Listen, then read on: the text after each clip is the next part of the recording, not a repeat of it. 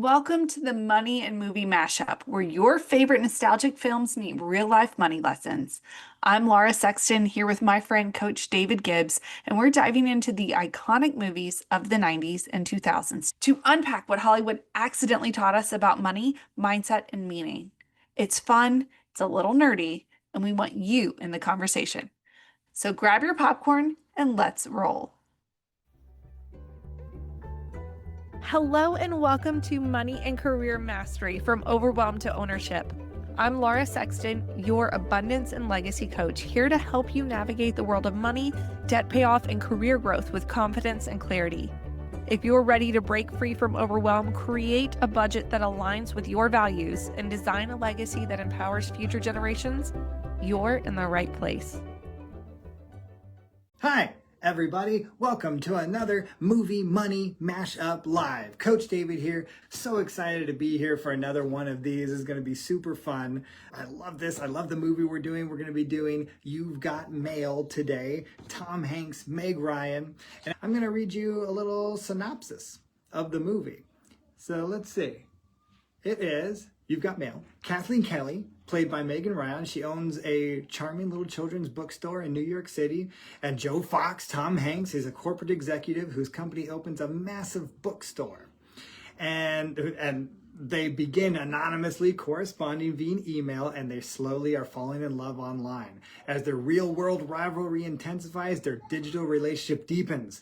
They go through some tough times as the truth that his business is putting her out of business comes to light. But in the end, love and second chances win out in this time capsule of a movie.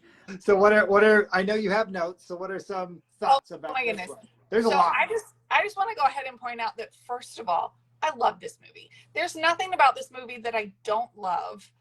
I think I watched this movie for the first time and I was in like 7th grade. Wow. So my definition of love is Tom Hanks and Meg Ryan. Like that's just the perfect. I love them in Sleepless in Seattle. I love them in Joe versus the Volcano. You give me a Meg and Tom. Yeah. And I'm all in. Can I tell you, I will say, recently, my wife and I watched Sleepless in Seattle, and I just don't like that movie. Yeah, You've Got Mail is so much better than Sleepless in Seattle to me. But it's also better for us because we kind of understand it more. Whereas Sleepless in Seattle, we're like, why can't they just Google them to find out who this person is? And that's not a thing. Yeah. Right? Well, and actually, on a personal note, I don't know if I told you this, but my wife and I, we were pen pals for a month before we met in person. Yes. So I think about that when I'm watching this movie too. It's like, I remember, the love writing these stupid things, and we're all like embarrassed by the cringe of our writing to each other. Oh, now. I'm certain. Because we have our emails saved. We have our emails saved to each other. And actually, I don't know where they are, so I need to find that. Gotta find them. Yeah, but I feel like there are so many ways to go about money with this movie, and I feel like I could go off the rails, so it's your job to keep us on the rails. I'll do my best. Since I showed up late. That's my job. So for me, one of the biggest money in your face kind of things here is the class difference. Right? We've got the one generational wealth building. We own this empire side of things, and then we have this smaller legacy that was left in the shop around the corner. Yeah. Right. The on both sides, they're inheriting a bookstore. Yeah, that's interesting. Yeah. And so we have to look at this like one good job, parents, on setting up the things that are needed to inherit things. So, I'm certain there was a will. There's probably a trust set up. So if you don't have a will and trust, you need one. There it is. So everybody that's out there, if you love your wife and kids, get a will.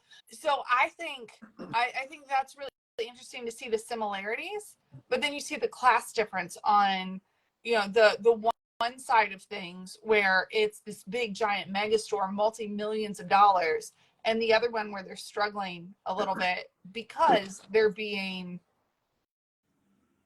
pushed out of the neighborhood. So here's the question, because we can go deep there, the evil of money.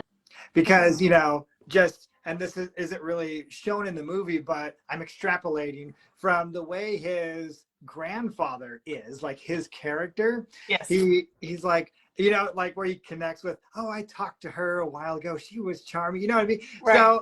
So that you can see that these guys have been at this for 3 generations. They probably didn't start this big either. Right. And there is heart there, but they're also calloused because everybody hates them every 2 seconds. So then I wonder, about, we hear about it a lot from our clients is the money going to make my child evil? Is the root of evil, root of money, all that mumbo jumbo, which it's not. It's the root of all kinds of evil, not money. But so I just think there's a deep thing there where those aren't really bad guys. They're just kind of, this is the life they're living, and everybody thinks they're the bad guy and treats them that way. So they kind of are callous now. Yes. You're right. It is a self-fulfilling prophecy. If I treat them bad, they're going to treat me bad. Mm-hmm. So I have to hate them because they're going to hate me. And like, however you treat people is how they're going to treat you. And however you decide that you want people to treat you, you show them how to treat you. So like, there's so many philosophical ways that I can go with this, but I'm going to try and stick with the money. Oh, of course. Well, what I mean is by the on the money portion of it is that we have both generational type wealth. One is more than another. One might have been more successful in one way or another, and you end up having the class difference. But I guess what I mean is they end up being almost like the same heart of their money, even though it went different directions. Yeah, and they both end up, and I think that's a really good point. Tom Hanks' character ends up so kind and so generous and so thoughtful. But if you looked at him, you're like, oh, he's just from money, which is how she looks at him in the beginning when she realizes who he is. F-O-X. I thought that was so cute. When she figures out who he is, and she's like, oh, so you must be terrible. And that's why he doesn't tell her that it's him. It's like, oh, she hates me because of my money. I have to get her to fall in love with me because of my heart. Yeah. And so like sometimes we have some preconceived notions that are untrue. And we just want to go in because we're angry or we think that somebody should be a certain way. His money didn't make him a bad person. Just because you have money doesn't mean you're a bad person. And I think that the truth of the matter is he was dealt a strange hand. His brother, his dad had a little boy that is, 4 years old learning how to spell the word fox. And he's a grown man. And he's like, this is my brother. Because another money lesson, money doesn't buy you love. No. Right? I'm going to get my it's his 4th wife or whatever. And she kicks him out. And she's like, makes him go live on his houseboat. Because they didn't have a connection. Money can buy you affection. And money can buy you influence. But it can't buy love. And I think that's another one of those big money lessons that you learn. It's the reason why you ended up on the houseboat. Yeah. And I'm just thinking also about what real success looks like with money and life. Because, they both start the movie in other relationships. Yes. Oh, yes.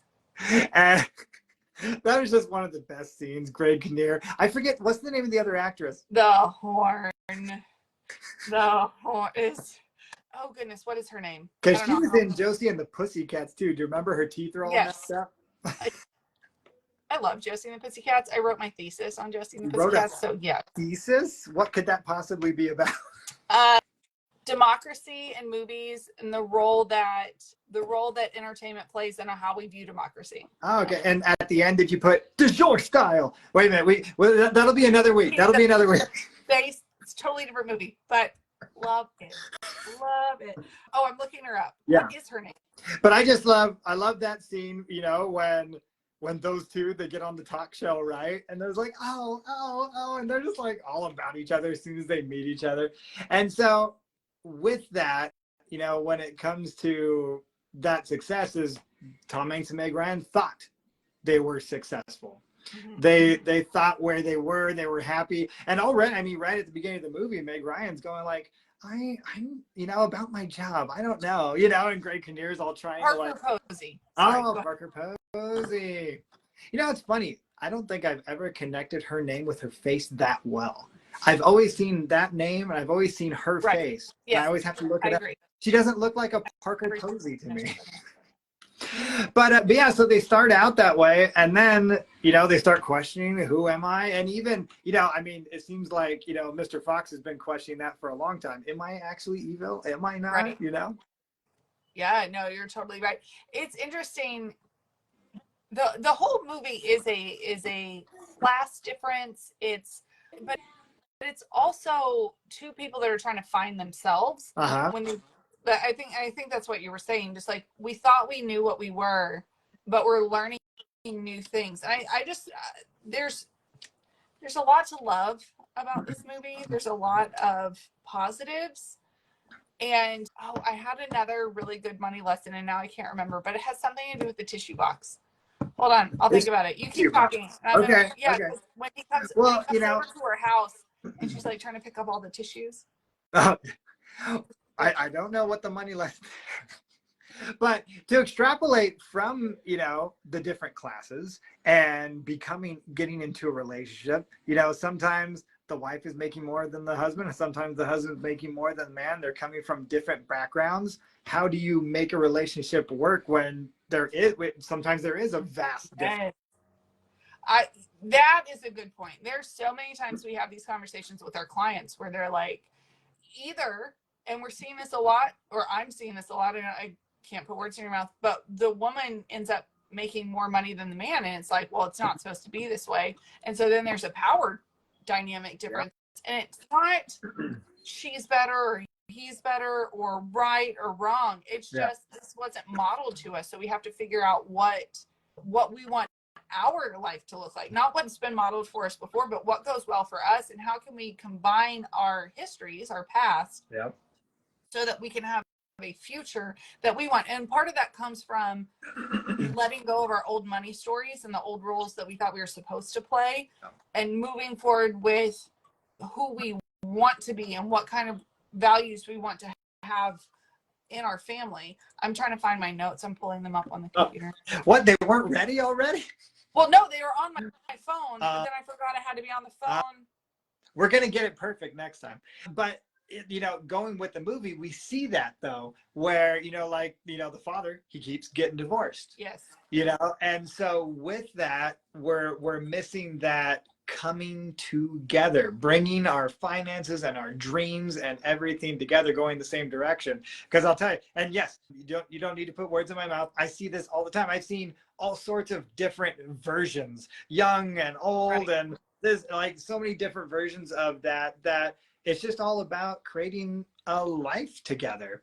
And that's where it can be challenging, but it's also about respect, that just because you don't make as much money as me, that doesn't mean you don't have as much of a say if we're going to do this together. Doing it together. And it's the together part. So anytime people come to me and they're like, well, it's his debt or her debt, or this is my money, I'm like, whoa, hold up, we gotta stop for a second. And there's one word that comes up all the time that drives me crazy. Tell me how you feel about it. But it's the word, now I forgot the word. What is it? Contribute. I don't contribute, right? Like, I need to contribute to the family. I'm like, what are you? Stay-at-home moms contribute. Just because you're not putting money in the account doesn't mean that you're not contributing to the success or failure of the family. Yeah. I mean, just my own story in general. For many years, this is my first year getting to coach full-time. For the past 5 years, I had my boys home every day. I was doing all the yard work, and plus the cooking, plus the cleaning, plus doing my coaching business, plus doing their preschool. I think I was contributing. What do you think, Laura? Yes, a lot. That's a lot. I mean, so I had a podcast that came out a couple weeks ago where we were talking about the financial contribution if you replaced a stay-at-home mom or stay-at-home dad, what that contribution would be. And I believe what they said was it's $160,000 a year. But then you have to add in COO and CFO, right? You're the chief operation officer and the chief financial officer. That's another $220,000 that you would add in. Yeah. So that's a $380,000 salary that you're making. You're welcome, moms. Wow. Look at that. And dad. See, look at that. Look at that. So did you find your notes? Yes, I did. Okay. So the one lesson that we haven't talked about, because there are two, but the one that I really liked is emotional spending. So when they're out and she's mad and she starts picking stuff up and she's like picking up the daisies, right? And she's like and he's putting stuff back for her. He's like, you don't actually want to buy these things. That was one of those things where she's like, I'm going to buy daisies, right? So that tells us something about the person. Yeah. Also, when he's ordering his coffee, and he's very precise about how like, I need it like this, right? He's very precise about how he wants this. That tells us something about the people and about the habits that we have that comes from our personality. And so it's something we don't always think about, but the way we spend our money has a lot to do with our personality. And so her emotional spending, his exact precision with his purchasing, I've been doing some thinking about our emotional identities. Okay. Dangerous pastime. And I think that we all have a financial animal inside of us. Oh. And going off of You've Got Mail, one of them is a golden retriever, which I don't know what Brinkley is. I'm sorry. Is he a golden retriever or is he like a lab? I don't know the difference between the dogs. They're all cute. I know more about cats. There's no different breed. Cats are all the same. What? They're not. What? I had a Maine Coon. I know they're not all the same. So I've been thinking a lot about financial identity and the way that we kind of behave. And one of the identities I've been thinking about is a golden retriever. And it's kind of that go along to get along. Like, yeah, sure, honey, whatever you say. Like that kind of idea. Yeah. And so that's what I'm creating a quiz to find out what people's identities are. Well, I'll figure it out. What would you say you are? Well, I used to be an ostrich. Yeah. With my head in the sand, not paying attention to anything. Oh, there you go. And I would like to say that I'm now more of an owl, where I'm wise with my decision making. However, a little slow to act. So like, I'm gonna think on it for a while. And so there's a little bit of overthinking, overanalyzing on things. Yeah. So I've got mine. Yeah. And this is because my boys and I just watched Lion King 1.5. Oh no. I'm such a meerkat. I'm such a meerkat. Tell me more. Well, you know me, I'm quick. I'm very quick. And I'm just always looking for danger. Yeah, always turning your head in every direction. Like, what is happening? Yeah. What's that? Always looking for danger. I wonder if I can find my notes on that. I'm not going to waste my time looking for my notes. But I've been thinking about this a lot.